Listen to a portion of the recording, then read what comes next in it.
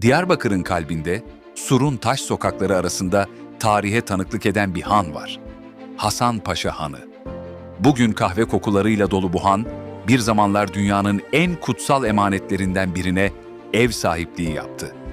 Evet, Kabe'nin ipek örtüsü. Dünyada ilk kez işte burada, Diyarbakır'da dokundu.